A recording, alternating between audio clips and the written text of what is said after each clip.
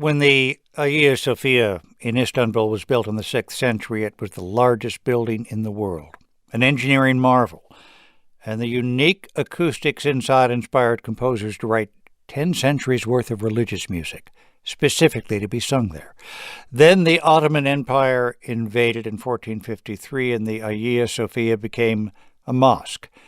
Choral music was banned, even the music of B.J. Liederman, who writes our theme music. And the sound of the Hagia Sophia was forgotten until now. Sam Harnett of the World According to Sound podcast has the story.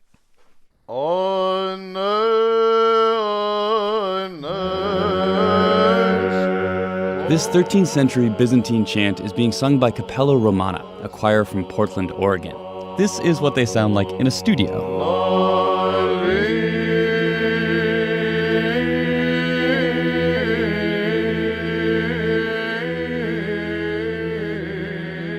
Now imagine, it's the early 13th century.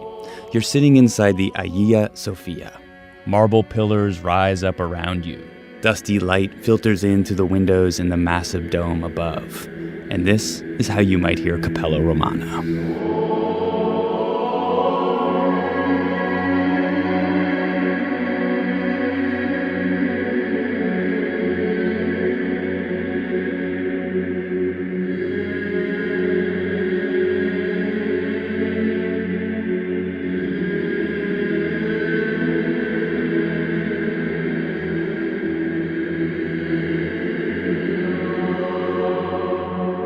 This transformation is possible because of two scholars at Stanford University in two very different fields. Bisera Pencheva is a professor of art history. A lot of my work is focused on reanimating medieval art and architecture. Jonathan Abel is in the computer music department. I study the analysis, synthesis, and processing of sound. When they met, Pencheva started telling Abel about the Hagia Sophia, how we couldn't really understand the experience of worshippers there unless we could hear the music the way they did. And as she talked, Abel started to feel a prickling of excitement. They could recreate what that music would sound like, if only they could get in the Hagia Sophia and pop a balloon. When a balloon pops, it makes an impulse, a sharp, quick sound that takes on the character of whatever space it's in. So when a balloon pops, you're really hearing the acoustics of the space itself, says Abel.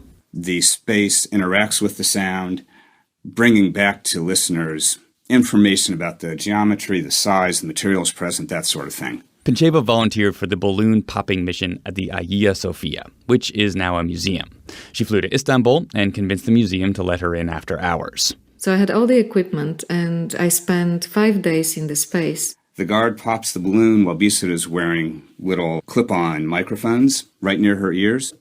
So the balloon pops, the sound echoes and reverberates through the space and is captured at Bisera's head. Remember that balloon pop?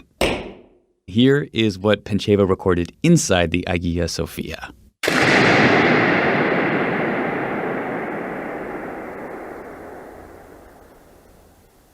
Abel used the acoustic information in the balloon pops to create a digital filter that can make anything sound like it's inside the Hagia Sophia. This process is called convolution, and it is a mechanism by which the acoustics of Hagia Sophia can be imprinted on any sound we desire. And it's only really been possible for the last 10 years or so because of advancements in our understanding of how sound works in a space.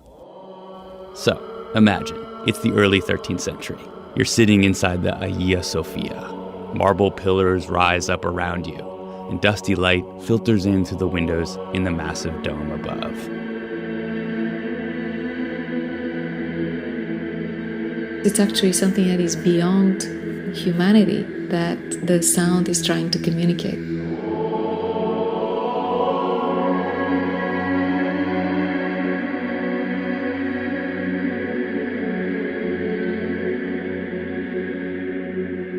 Capella Romana recently released an entire album with this filter called The Lost Voices of Hagia Sophia.